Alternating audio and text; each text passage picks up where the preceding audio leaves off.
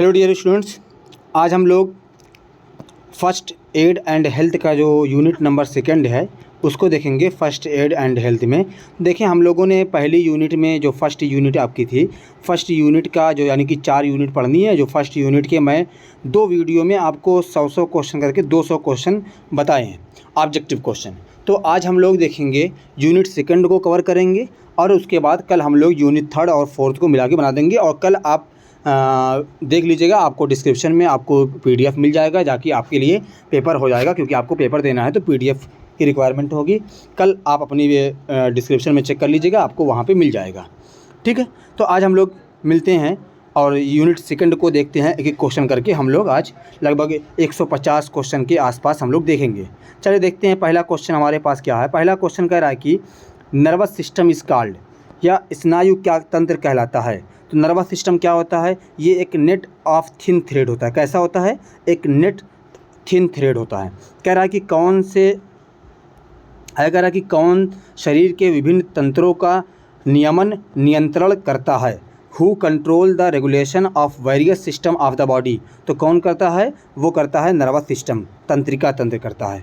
आगे देखा जाए, कह रहा है कि तंत्रिका तंत्र का भाग है, the part of nervous system का भाग कौन होगा। हमारे पास देखिए, एक है ब्रेन है, स्पाइनल कॉर्ड है यानी मेरुरज्जु है। यहाँ पे क्या होगा, बोथ A एंड B दोनों अब हमारे पास होते हैं। कह रहा है अनैच्छिक, what is the involuntary nervous system related to. कह रहा अनैच्छिक, अनैच्छिक मतलब होता है जो अपनी इच्छा से ना हो, जो हम चाहते हैं वो ना हो। तो कह रहा है रक्त का प्रवाह, श्वास क्रिया, पाचन क्रिया, सभी। तो क्या होगा, सभी। ये सभी अपने आप होते हैं, आप इसको कंट्रोल नहीं कर सकते।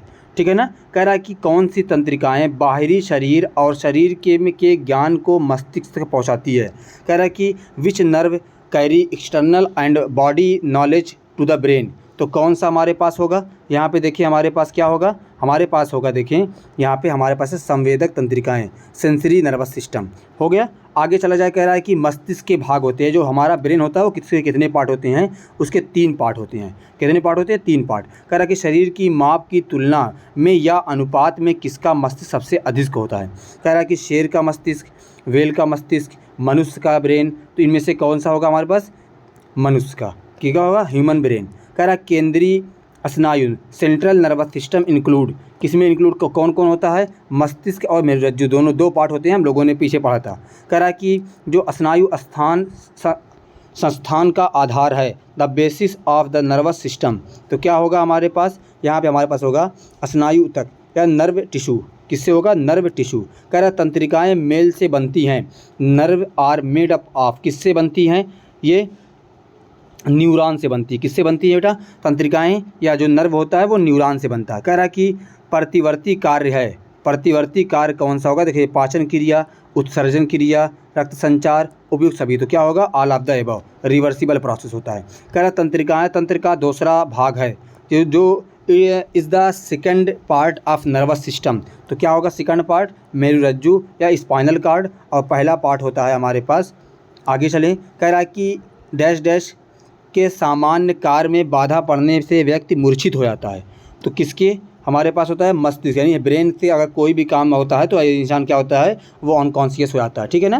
कह रहा है what part of brain does the cerebrum make up. कह रहा है कि पर मस्तिष्क का कितने भाग बनाता है। तो कितना भाग बनाता है, 1/3 पार्ट, 1/3 पार्ट। कह रहा है मस्तिष्क का भार होता है, ब्रेन वेट कितना होता है, ब्रेन का वेट, तो ब्रेन का वेट होता है लगभग 1.5 kg।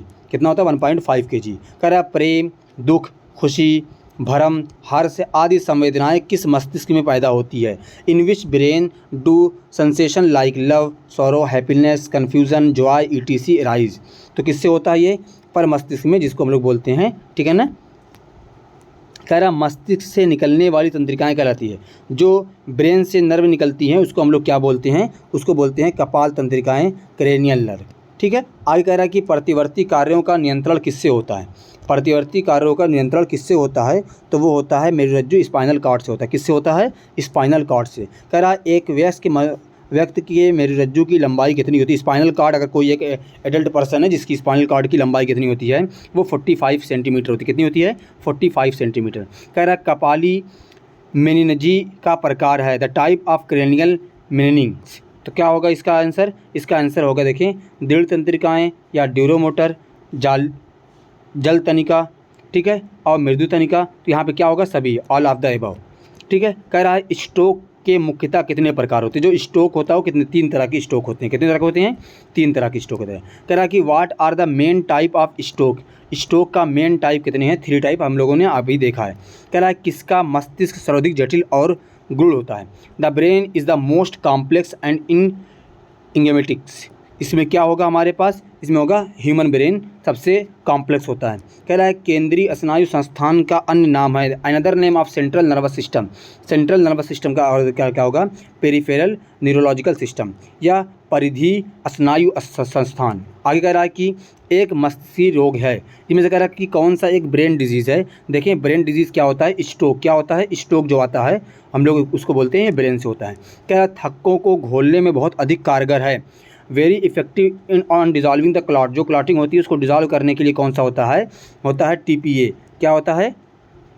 TPA। आई कह रहा है कि स्ट्रोक की उपचार प्रणाली सम्मिलित है। अगर स्ट्रोक आता है तो उसमें कौन कौन सा ट्रीटमेंट करना चाहिए? देखें स्पीच थेरेपी, भौतिक चिकित्सा, सहायक समूह, उपयुक्त सभी। तो यहाँ पर क्या होता है? सहायक समूह, सपोर्टिंग ग्रुप चाहिए उसको, ठीक है। आगे कह रहा है इसमें हमारे पास कह रहा है कि जब रक्त वाहिका फट जाती है तब होता है, व्हेन ए ब्लड वेसल से बर्स्ट फॉलोइंग हैपेंड। तो क्या होगा इसमें हमारे पास? यहाँ पे देखिए हम लोग क्या होगा ऑप्शन? हमारे पास ऑप्शन होगा यहाँ पे देखें, यहाँ पे होगा कि इस्केमिक स्ट्रोक होगा, रक्तस्रावी स्ट्रोक होगा, टेंसिएट स्ट्रोक होगा। तो क्या होगा? सभी स्ट्रोक इसी में आते हैं, ठीक है ना। ब्लड वेसल अगर फट जाएगी तो क्या होगा?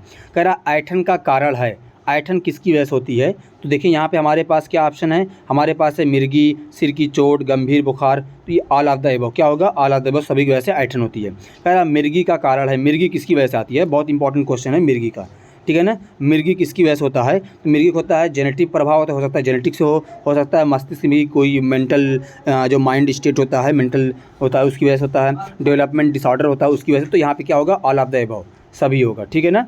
आगे कह रहा है कि डैश डैश करके इंग्लिश में देखें। कह रहा है कि the person need immediate emergency treatment. किसको इमीडिएट इमरजेंसी होगी? तो होता है इसमें स्ट्रोक आने में। किस में होता है?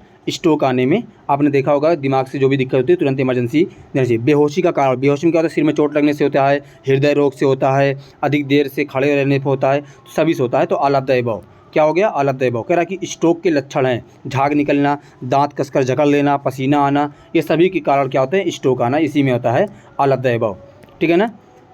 कह रहा है कि प्रत्येक मेरु तंत्रिका प्रकृति की होती है, every spinal cord has a nature. कैसा नेचर होता है उसका? उसका जो नेचर होता है देखिए मिश्रित, एकल, सिंगल एंड मिक्स दोनों होता है, ठीक है ना, स्पाइनल कॉर्ड का नेचर। कह रहा है कि what work as a connecting link between the brain and the body function. Body function और ब्रेन के बीच में जो कनेक्टिंग लिंक होता है वो क्या होता है? वो होता है हाइपोथैलेमस ब्रेन। कौन सा होता है? Hypothalamus brain. कह रहा है AVM, EVM नहीं बेटा, AVM क्या होता है? AVM। तो AVM किससे बीच संबंध है?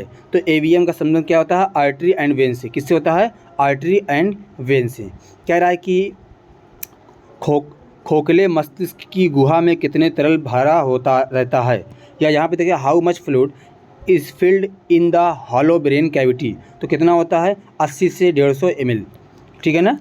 कितना होता है? 80 से 150 ml, ठीक है। कह रहा द स्ट्रक्चर, कह रहा है फिल्मी टर्मिनल की रचना किन झिल्लियों से घिरी होती है? द स्ट्रक्चर ऑफ फिल्म या फाइलम कह सकते हैं हम लोग, ठीक है ना। Terminal is surrounded by which membranes. तो किससे होता है? देखिए यहाँ पे सॉफ्ट टिश्यू है, यहाँ पे रिजिड मेनिंग है, यहाँ पे हमारे पास है एरिकॉइड्स। तो यहाँ पे ऑल ऑफ द अबव क्या आएगा option? All of the above. आगे चला जाए। कह रहा है कौन सा स्ट्रोक सबसे सर्वाधिक होता है? कौन सा स्ट्रोक सर्वाधिक होता है? तो यहाँ पे देखिए कौन सा स्ट्रोक होता है हमारे पास? इस्केमिक। क्या होता है? आगे देखा जाए। कह रहा है मिर्गी का दौरा आने पर क्या करना चाहिए? मिर्गी का दौरा ये भी नहीं कि अब उसको जूता चप्पल सुंघा दें, ऐसा नहीं करना चाहिए, ठीक है ना। मिर्गी आने पर जूता चप्पल कभी नहीं सुंघाना, ये सब हो गया जितना गांव में करना था। व्यक्ति के दांतों के बीच कुछ रख दें, व्यक्ति को हिलाएं नहीं, गर्दन के आसपास को कपड़ों को ढीला कर दें। तो यह क्या होगा? उपयुक्त सभी। हमारे पास क्या होगा? ये सभी करना चाहिए। उसके दांत में जकड़न ना हो पाए, दांत उसके आगे चला जा। कह रहा है कि ऐंठन एक चिकित्सीय घटना है। कह रहा क्या कह रहा है? कि जो ऐंठन है वो एक चिकित्सीय घटना है। तो ऐसे क्वेश्चन में हमारे पास क्या है? देखें, कह रहा है तंत्रिका कोशिकाओं की गतिविधि बाधित हो जाती है। और यहाँ पे हमारे पास क्या है, कह रहा है मांसपेशियाँ अनैच्छिक रूप से सिकुड़ जाती हैं, शरीर में अचानक हिंसक और अनियमित गति होती है। तो क्या होगा, ऑल ऑफ द अबव। ठीक है, आगे कह रहा है यहाँ पे मिर्गी का कारण है, तो मिर्गी वाला क्वेश्चन तो हो चुका है। मिर्गी की दवा कौन सी है, ये भी क्वेश्चन अच्छा है। मिर्गी की दवा कौन सी है, कह रहा है फिनोबार्टिवल, गाबापेंटिन, डायजेपाम, अथॉक्सिमाइड, और यहाँ पे हमारे पास क्या है, उपकोट, उपयुक्त सभी। तो क्या होगा, ऑल ऑफ द अबव। देखिए गाबापेंटिन जो है एक दवा, ये काम आती है कभी अगर तुमसे पूछा जाए जो क्या बोलते हैं कि स्पाइनल कार्ड में जो पेन वगैरह होती है उसमें भी गाबापेंटिन का इस्तेमाल किया जाता है। ठीक है ना। आगे कह रहा है कि धमनियों और शिराओं के बीच संबंध है। धमनियों और शिराओं के बीच में क्या संबंध है, कह रहा है the relation between arteries and when. इसमें क्या होगा, हमारे पास आर्टरी और वेन में हमारे पास जो रिलेशन होता है वह एवीएम। हमने कहा भी पीछे पढ़ा था कि एवीएम किससे संबंधित है। कह रहा है कैरोटिड एंडोरेक्टोमी। यहाँ पे देखें, कह रहा है क्वेश्चन, देखें यहाँ पे हम लोग क्वेश्चन कह रहा है हमारे पास कि कैरोटिड एंडोटेरेक्टोमी में शामिल है। तो कौन सा होगा, धमनी को खोलना, पट्टिकाओं को हटाना। तो यहाँ पे क्या होगा, ऑल ऑफ द अबव। आगे देखा जाए इसमें कह रहा कि प्रतिवर्ती क्रियाएं होती हैं, इन्हें किसी को सिखाना नहीं पड़ता। तो ये कैसी होती हैं, ये अनुवांशिक, जन्मजात। और आगे हमारे पास क्या है, देखें इसमें ऑप्शन, यहाँ पे हमारे पास क्या होता है, ये जन्मजात होती हैं, इसको सिखाना नहीं पड़ता है। कह रहा है शरीर की अनैच्छिक क्रियाओं का उदाहरण है, an example of involuntary action of the body. इसमें क्या होगा, हमारे पास रुधिर परिवहन, श्वसन, हृदय गति, ये सभी उसमें आते हैं जो अपने मन से होते रहते हैं। आगे कह रहा है कि वह भाग जो हमारे शारीरिक संतुलन एवं मुद्रा का नियंत्रण करता है कहलाता है the part which control our physical balance and posture is called. तो क्या कहलाता है, इसको हम लोग इसको कहते हैं अनुमास्तिक। क्या कहते हैं, सेरिबलम। ठीक है ना, एक होता है सेरिबरम, एक होता है सेरिबलम। ठीक है, कह रहा है आगे देखें तंत्रिकाएं किसके मेल से बनती हैं। तो किसके मेल से बनती हैं, ये बनती है न्यूरॉन के। हम लोगों ने आगे क्वेश्चन देख लिया है। अब कह रहा है यहाँ पे देखें हमको क्या करना है, first aid related with the, ठीक है ना, ये हमारे पास यानी कि जो गैस्ट्रियल ग्लैंड होती है जो उससे होता है, यानी कि जो क्या बोलते हैं उसको हिंदी में, जठरांत्र, उससे। कह रहा है मनुष्य की पोषण क्रिया में सम्मिलित है, भोजन का ग्रहण करना, पाचन और शोषण सभी, ऑल ऑफ द अबव। ठीक है, आगे कह रहा है कि न्यूट्रिशन फंक्शन यहाँ पे हो गया। कह रहा है पाचक अंग मिलकर तंत्र आते हैं। पाचक अंग कौन से होते हैं, पाचन। यहाँ पे हमारे पास क्या है, पाचन, पाचक अंग मिलकर digestive organ together make the digestive system. कह रहा है लार ग्रंथियाँ कितनी होती है, तीन होती हैं। आगे कह रहा है यहाँ पे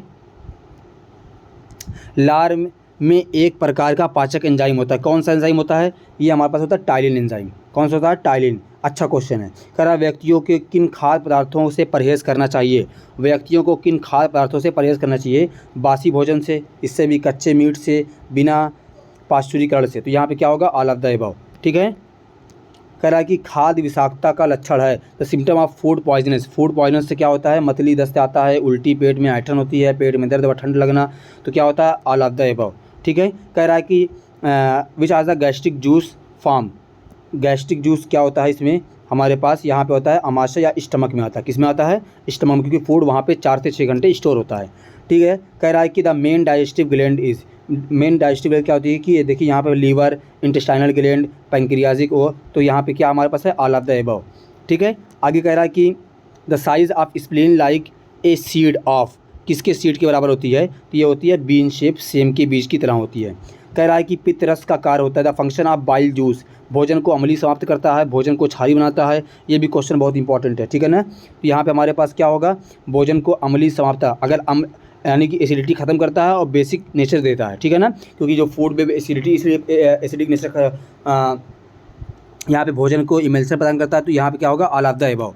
आगे कह रहा है कि what do mucus cell absorb. Mucus cell क्या एब्जॉर्ब करता है, तो यहाँ पे देखिए म्यूकस सेल फैटी एसिड और ग्लिसरॉल दोनों का एब्जॉर्ब करता है। ठीक है ना, आगे हमारे पास कह रहा है कि भोजन का पाचन किससे में नहीं होता है, तो किस में नहीं होता है, भोजन का बड़ी आंत में, लार्ज इंटेस्टाइन में, वहाँ पे डाइजेशन नहीं होता है। ठीक है ना, वहाँ पे सिर्फ एब्जॉर्प्शन होता है। ठीक है। आगे कह रहा है कि निर्जलीकरण से बचने के लिए के उपाय हैं। निर्जलीकरण या डिहाइड्रेशन से बचने के लिए क्या करना चाहिए? ठोस भोजन जैसे पदार्थ, पानी या जूस जैसे तरल पदार्थ। बाहरी खाना तो क्या होगा? ऑप्शन ए, ठीक है ना, लिक्विड फूड करना चाहिए। कह रहा उच्च जोखिम वाले समूहों में शामिल है। उच्च जोखिम, हाई रिस्क ग्रुप इंक्लूड, किसमें है? गर्भवती महिलाएं, वृद्ध, उपयुक्त सभी, शिशु, छोटे बच्चे। इसमें क्या होगा? सभी में। All of the above. क्या होगा? All of the above. कह रहा कि मनुष्य की आंतरिक क्रिया है। इनर एक्शन ऑफ मैन, हृदय का धड़कना, रुधिर परिसंचरण, उत्सर्जन, एक्सक्रीशन, रेस्पायरेशन। तो क्या होगा इसमें? ऑल ऑफ द एबव, सभी इंटरनल हैं जो हमको दिखाई नहीं देते हैं। कह रहा है कि सभी जीवधारियों के शरीर में अनेक जैविक क्रियाएं होती है जिन्हें कहते हैं, क्या कहते हैं उसको? हम लोग उसको बोलते हैं मेटाबॉलिज्म। क्या बोलते हैं? मेटाबॉलिज्म। उपापचय। क्या बोलते हैं? उपापचय। कह रहा है मनुष्य की शोषण क्रिया में सम्मिलित है। तो शोषण क्रिया में क्या है? भोजन का ग्रहण करना, पाचन और शोषण, परिवहन। यहाँ पे क्या होगा? All of the above. कह रहा है कि यहाँ पे आगे चलें। कह रहा है कि हमारे पास आहार नाल की लंबाई है। आहार नाल की लंबाई कितनी होती है? देखें, आहार नाल की लंबाई हमारे पास होती है, या हमारे पास होती है 8 से 9 मीटर। कितनी होती है? 8 से 9 मीटर। आगे कह रहा है हमारे पास कि मनुष्य के जटिल भोज्य पदार्थ कार्बोहाइड्रेट, प्रोटीन एवं वसा को पचाकर सरल एवं घुलनशील अवस्था में कह रहा है कि जो कॉम्प्लेक्स फूड होते हैं जैसे फैट, कार्बोहाइड्रेट, प्रोटीन, ईटीसी को हमको डाइजेस्ट करना होता है, तो इसमें किस में ले जाकर आते हैं हम लोग? इसको बोलते हैं पाचन तंत्र में। किसमें? पाचन तंत्र में, डाइजेस्टिव सिस्टम में। कह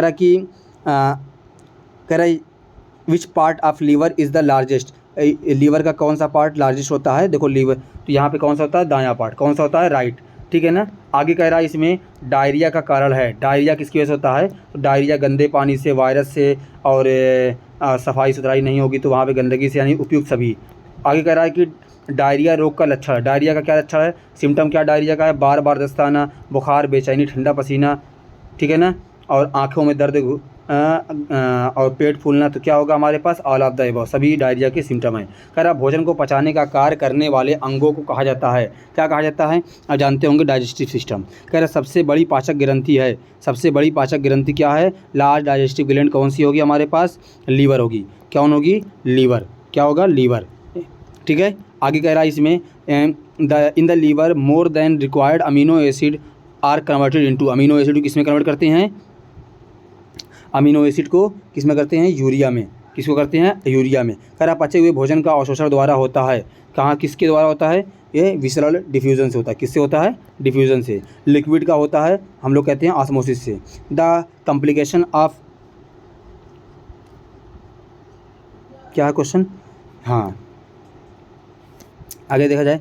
कह रहा कि पित्त रस भोजन की अम्लता को अच्छी प्रकार से समाप्त करके उसको बनाता है। कैसा बनाता है? बेसिक मीडियम प्रोवाइड करता है। कैसा करता है? बेसिक मीडियम, ठीक है ना, एल्कलाइन या क्षारीय करता है, ठीक है। कह रहा है कि आमाशय the present in the wall of stomach secrete the gastric juice, यानी कि जो स्टमक से कौन से गैस्ट्रिक जूस निकलते हैं? तो यहाँ पे कहाँ से हम लोग बोलते हैं इसको? हम लोग बोलते हैं जठरांग से। क्या बोलते हैं? गैस्ट्रिक ग्लैंड बोलते हैं। क्या बोलते हैं इसको? गैस्ट्रिक ग्लैंड बोलते हैं। कह रहा है ग्रास नली द लेंथ ऑफ ओसोफेगस, ये मैंने बताया था आपको, लेंथ ऑफ ओसोफेगस कितनी होती है? 40 सेंटीमीटर होती है। कितनी होती है? 40 सेंटीमीटर। कह रहा है कि the muscles of the wall of oesophagus have level, कितने लेवल की होती है? 3 लेवल की। कितने लेवल की होती है?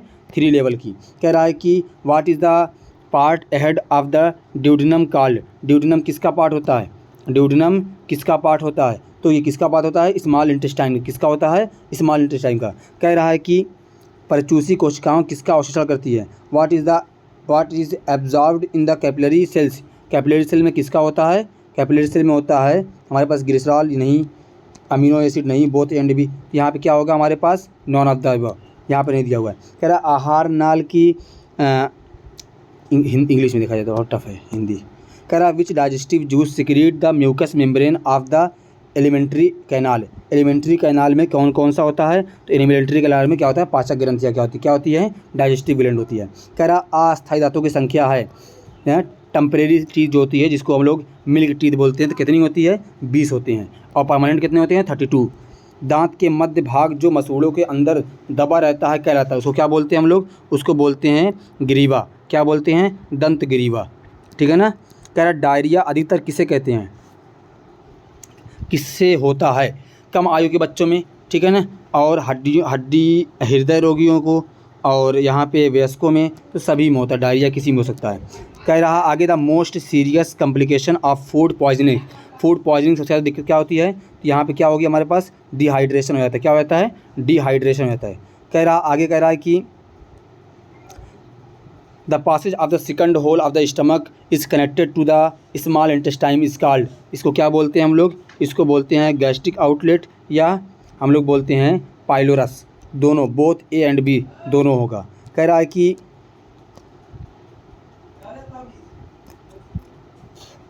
है कि आहार नाल के कितने भागों में बटा होता है, तो आहार नाल कितने टाइम में, एलिमेंट्री कैनाल कितने पार्ट में होता है, ये 5 पार्ट में होता है। कितने पार्ट में होता है आहार नाल, 5 पार्ट में। कह रहा भोजन करते समय मुख्य गुहा में एक तरल पदार्थ बनता है, कहलाता है, उसे क्या बोलते हैं, लार, क्या बोलते हैं, लार, सलाइवा। आगे कह रहा है कि लार में एक पाचक एंजाइम होता है, ये बताया था मैंने आपको, कौन सा होता है, टाइलिन एंजाइम। कह रहा अस्थायी दांत कितने प्रकार के होते हैं, अस्थायी दांत कितने प्रकार के होते हैं, यहाँ पे लिखा हुआ है 4। कह रहा है कि दांत कठोर पदार्थ से बने होते हैं, जिसे कहते हैं, तो किससे होते हैं, दंत अस्थि, डेंटल बोन, किसको बोलते हैं, डेंटल बोन। कर दांतों के द्वारा पोषक पदार्थ प्राप्त होते हैं, दांत से कौन से होते हैं, दांत से ब्लड। कह रहा है कि जो दांत होते हैं वो कहाँ से अपना न्यूट्रिशन पाते हैं, वो ब्लड से पाते हैं। कह रहा है कि मेन इज़ समदंती, एकलदंती, विषमदंती, उपयुक्त सभी, तो क्या होता है, मेन के पास 4 डिफरेंट दांत होते हैं, तो विषमदंती और टीथ, ठीक है ना। कह रहा है कि वसा को पचाता है, फैट इज़ डाइजेस्टेड बाई, तो किससे होता है, लाइपेज से, किससे होता है, इंपॉर्टेंट क्वेश्चन है, लाइपेज से। आगे कह रहा है यहाँ पे देखिए, त्वचा तथा जलने से संबंधित प्राथमिक चिकित्सा, first aid related with skin and burn, तो यहाँ पे देखा जा, कह रहा है कि गंभीर रूप से जले हुए घाव पर क्या नहीं लगाना चाहिए, तो क्या नहीं लगाना चाहिए, हम लोग देखें, मरहम या क्रीम, ये भी नहीं, बर्फ़ ये भी नहीं लगाना चाहिए, तेल मक्खन ये भी, तो भी सभी ऑल ऑफ द अबव। बहुत ज़्यादा जो जल गया हो तो उसमें मरहम वगैरह क्रीम वगैरह नहीं लगाते हैं, क्योंकि जो स्किन होती है ना वो निकलने लगती है, ठीक है। कह रहा है कि जलने की स्थिति में डॉक्टर को कब दिखाना चाहिए, 3rd डिग्री बर्न पर, धुआं अंदर निकलने पर, बिजली के झटके लगने पर, उपयुक्त सभी, तो ऑल ऑफ द अबव, किसी भी कंडीशन में हो यहाँ पे सभी में, ठीक है ना। आगे कह रहा है कि को शरीर की ज्ञानेंद्रियों में से एक माना जाता है, is the sense organ of the body, तो किसको माना जाता है, वो स्किन को, किसको माना जाता है, स्किन को, ठीक है। कह रहा है कुष्ठ रोग होता है, कुष्ठ रोग क्या होता है, ये होता है हृदय, ठीक है ना, हार्ट। आगे कह रहा है कि शरीर का तापमान हाइपोथैलेमस द्वारा नियंत्रित होता है, दिमाग में, त्वचा में, हाथों में, किससे होता है, दिमाग में। हाइपोथैलेमस कहाँ पाया जाता है, ब्रेन में पाया।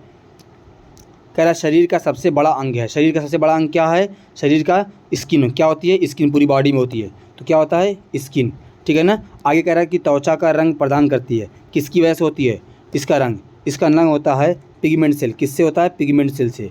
पिगमेंट का मतलब ये होता है कलर। कह रहा है हाइपोथार्मिया अक्सर मौसम के संपर्क में आने से होता है, किस मौसम के संपर्क से, ठंडे मौसम से, ठंडे मौसम से क्या होता है, हाइपोथार्मिया हो जाती है।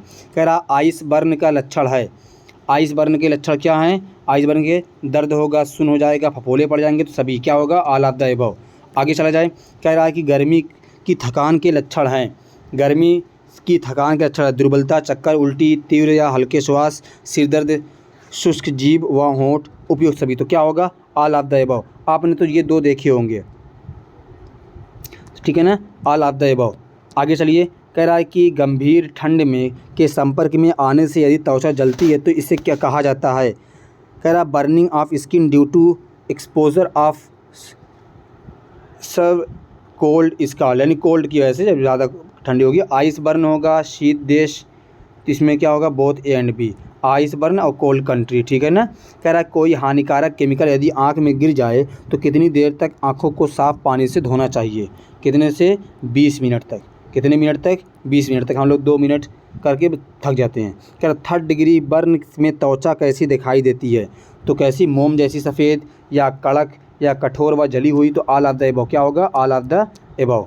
आगे कह रहा है कि इलेक्ट्रिक बर्न किसकी गतिविधि को प्रभावित करता है, किसकी गति को, हार्ट की गति को, किसकी, हार्ट को अफेक्ट करता ज़्यादा। कह रहा है कि सन बर्न में त्वचा किस तरह की हो जाती है, लाल, सूजी हुई, दर्दनाक त्वचा, उपयुक्त सभी, तो क्या होगा, ऑल ऑफ द अबव, ठीक है ना। कह रहा पूरे शरीर का तापमान नियंत्रित करती है, किसकी वजह से होता है नियंत्रित, कहता है भीतरी परत से, किससे होता है? भीतरी परत से, ठीक है ना, सर्विक्स। कह रहा है सनबर्न के लक्षण है, ये तो हो गया। कह रहा है केमिकल बर्न के मुख्य कारण हैं। केमिकल बर्न के मुख्य कारण क्या है? एसिड की वजह से ज़्यादा बर्न होता है। कह रहा है कि त्वचा की किस परत के जलने पर दर्द, लालपन, सूजन व फफोले हो जाते हैं? तो किससे होते हैं? एपिडर्मिस और डर्मिस दोनों से, ठीक है ना। तो यहाँ पे बोथ ए एंड बी। आगे कह रहा है कि शरीर का तापमान गिरने पर सही ढंग से कार्य नहीं कर पाते। शरीर का तापमान गिरने पर कौन सा अंग काम नहीं कर पाता सही से? तंत्रिका तंत्र, हृदय, सभी अंग। तो यहाँ पे क्या होगा हमारे पास? इनमें से कोई नहीं, ठीक है ना। कह रहा हाई स्ट्रोक सेल्सियस से ज़्यादा होने पर होता है। हाई स्ट्रोक किसमें होता है? हीट स्ट्रोक किससे ज़्यादा होता है? 30 से 40। तो क्या होगा? 37 से 40 में, ठीक है ना। कह रहा है कि हीट स्ट्रोक का लक्षण है अधिक थकान व ऊर्जा में कमी, चक्कर, उल्टी आना। तो ऑल ऑफ द एबव। क्या होगा इसमें? All of the above. आगे कह रहा है यहाँ पे, कह रहा है कि मध्य परत डर्मिस में होती है। रोमकूप, पसीने की ग्रंथियाँ, रक्तवाहिकाएँ तंत्र, उपयुक्त सभी। तो क्या होगा इसमें भी? All of the above. क्या होगा? All of the above. कह रहा है शरीर गर्मी कैसे खोता है? ठीक है ना। विकसित ऊष्मा, ठंडे पानी वस्तु से सीधे संपर्क में होने पर, ठंडी हवा से। तो क्या होता है? सभी से, ठीक है। आगे कह रहा है यहाँ पे देखें, यदि केमिकल से केवल ऊपरी त्वचा जल जाती है तो कौन सी दवा ले सकते हैं? तो कौन सी दवा ले सकते हैं हम लोग? यहाँ पे देखिए लिखा है OTC, इबुप्रोफेन, एसिटामिनोफेन, और कहाँ है हमारे पास? All of the above. तो सभी दवा ले सकते हैं, ठीक है। कह रहा है ठंडे तापमान के खिलाफ अपने शरीर को स्वचालित रक्षा है। खुद को गर्म करने का प्रयास, खुद को ठंडा करने का प्रयास ठंडे तापमान के खिलाफ।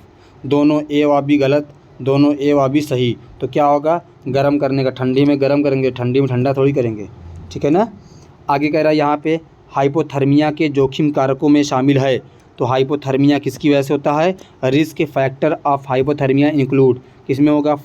फैटीज, थकावट, बड़ी उम्र, बहुत कम उम्र। तो क्या होगा? All of the above.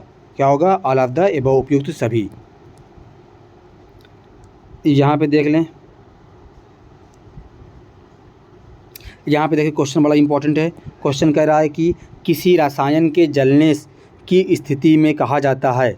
तो क्या कहा जाता है? केमिकल बर्न को। केमिकल बर्न को क्या कहते हैं? रसायन के जलने की स्थिति को क्या कहा जाता है? केमिकल बर्न कहा जाता है। कह रहा है कि skin burn can be caused by hot liquid और स्टीम, फायर, ठीक है ना। तो यहाँ पे क्या होगा? करंट लगना। तो यहाँ पे हमारे पास क्या आएगा? ऑल ऑफ द एबव, सभी की वजह से। कह रहा है फर्स्ट डिग्री बर्न का उदाहरण है। फर्स्ट डिग्री बर्न का इसमें कौन सा है? Sunburn. क्या होगा? जो ऊपरी लेयर जलती है उसको हम लोग बोलते हैं। कह रहा है त्वचा हमारे शरीर का क्या करती है? परत है और आवरण है, संवेदनशील तंत्रिकाएँ हैं, कोशिकाएँ हैं। तो क्या है? ये कवर करती है, ठीक है ना। क्या करती है? कवर करती है। हो गया। आगे चला जाए। कह रहा है कि sign of illness on skin और डार्क और लाइट स्पॉट ऑन स्किन, ठीक है ना। कह रहा खुजली होना, कोई स्त्राव या दरोर, उपयुक्त सभी। तो क्या होगा? All of the above. आप एक बात बहुत कॉमन सी बात देखें कि अगर कोई भी आंसर में मोस्टली जो आप देखे होंगे, मैं खुद उसको देख रहा हूँ कि फ़िज़िकल एजुकेशन और उसके लिए, तो सभी में आपको अगर all of the above option मिल जा रहा है तो उसको आप all of the above option को ज़रूर टिक कीजिएगा, ठीक है ना। अगर उसका आंसर नहीं मालूम होगा तो आप ऑल ऑफ द एबव पे रिस्क ले सकते हैं, माइनस मार्किंग नहीं है।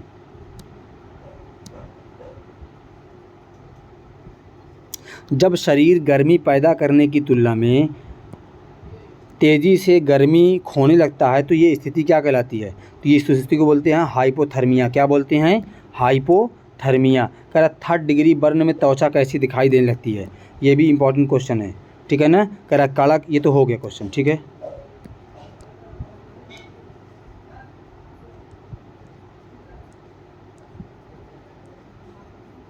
ये सब क्वेश्चन हो गया। हाँ, एक देखिए यहाँ पे हमारे पास है, कह रहा है कि फोर्थ डिग्री बर्न में होता है गंभीर बर्न, सामान्य। तो यहाँ पे क्या होगा? गंभीर होगा, ठीक है ना, सीवियर बर्न होगा। कह रहा है कि हाई वोल्टेज वाले सोर्स 1000 वोल्ट या उससे अधिक से चिपके व्यक्ति के पास जाना चाहिए, नहीं जाना चाहिए, कभी नहीं जाना चाहिए, कभी जाना, कभी ना जाना, इनमें से कोई। तो कभी नहीं जाना चाहिए वरना आप भी लपेटे में आ जाएंगे, ठीक है ना।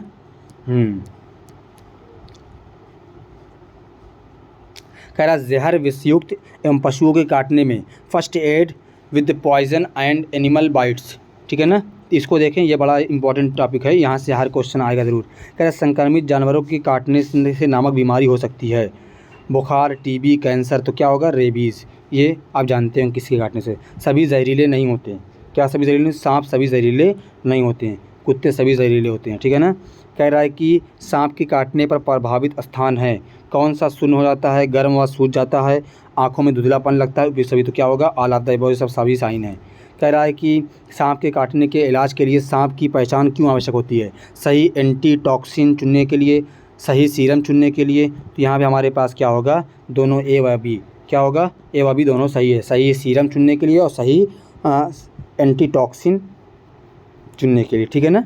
आगे कह रहा है कि हमारे पास कह रहा तेज़ाब या अन्य किसी कीटाणुनाशक से किसी अंग को हानि पहुँच सकती है, किसको, तो ये होंठ व मुँह को, आमाशय, गला, सभी को, ऑल ऑफ द अबव, सभी को पहुँच सकती है।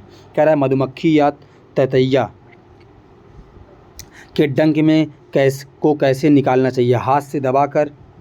आगे देखें, हाथ से दबाकर, चिमटी की सहायता से, ब्लेड से प्रभावित स्थान को काटकर, उपयुक्त सभी तरह से। तो क्या होगा, चिमटी की सहायता से निकाल सकते हैं। अब हाथ उत काटने में लग जाना था, ठीक है ना। कह रहा दर्द और सूजन कम करने के लिए प्रभावित स्थान को किसी सिकाई देना चाहिए, तो किससे, ठंडे से। क्या होगा, अगर दर्द और सूजन कम करने के लिए क्या करना चाहिए, ठंड से, ठीक है ना। आगे कह रहा है कि सांप के काटने पर रोगी को आराम दे, सोने ना दें, काटे स्थान पर कसकर पट्टी बांध दे, उपयुक्त सभी सही हैं।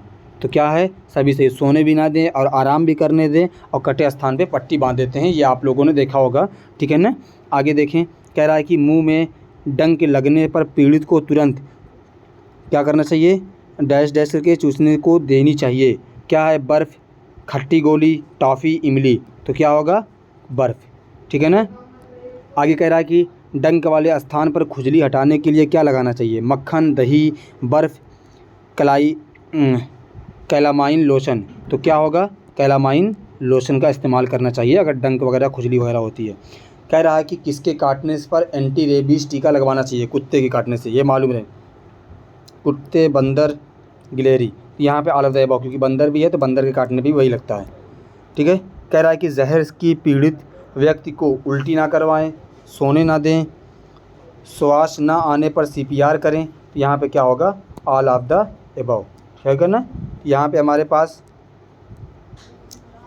विष हमारे शरीर को किस प्रकार प्रवेश कर सकता है, किस तरह से, इंजेक्शन से, खाने पीने से, सूंघने से, तो क्या होगा, सभी से हो सकता है। आगे देखें, आगे यहाँ पे है कि संक्रमित जानवर की लार से मनुष्य का कौन सा अंग विकृत हो जाता है, कौन सा, हमारे पास ब्रेन हो जाता है, किससे हो जाता है, ब्रेन हो जाता है, ठीक है ना, लार से। आगे इसमें देखें, कोई जहरीले सांप के काटने पर लक्षण उसके अनुसार प्रकट होते हैं, प्रजाति किसके अनुसार पे, प्रजाति किस स्पीसीज़ का है उसी अकॉर्डिंग उसके हिसाब से सिम्टम आते हैं। कह रहा है कि एलर्जी से पीड़ित व्यक्ति पर गंभीर असर होने पर तुरंत ले जाने चाहिए, कहाँ, डॉक्टर व इंजीनियर के पास मत लेके जाना गलती से, डॉक्टर के पास, ठीक है ना। कह रहा है कि यहाँ पे देखें, poison can also enter the body through dash dash which conscious is lost, किससे होता है, यहाँ पे नोज से। क्या जानवरों के काटने से बचाव के लिए कर सकते हैं, जानवरों को कभी न छेड़ें, लकड़ी या पत्थर ना फेंकें, सभी इसमें होगा, ठीक है ना, दोनों जानवरों से दूरी में रखें। सांप काटने पर लक्षण होता है, सुनपन वाला स्थान लाल होता है, तो यहाँ पे भी ऑल ऑफ द अबव ही होगा, ठीक है, सभी सिम्टम दिखाई देते हैं। इसमें देख लें आप, ठीक है। बाकी हम लोग मिलेंगे एक नई वीडियो के साथ, यहाँ पे आप देखते रहें, जो भी क्वेश्चन आपको है मैं इसका PDF आपको दे दूँगा, कल आप PDF मिल जाएगा आपको, सुबह में मॉर्निंग में आप चेक कर लीजिएगा डिस्क्रिप्शन, आपको PDF वहाँ पे मिल जाएगा। तो आई होप आपको क्लियर हो गया होगा। मिलते हैं एक नई वीडियो के साथ, आप लोग तब तक पढ़ते रहें। अगर चैनल को सब्सक्राइब नहीं किया होगा तो कर लीजिए, ताकि आपको आगे फर्दर वीडियो मिलती रहे। Thank you for watching.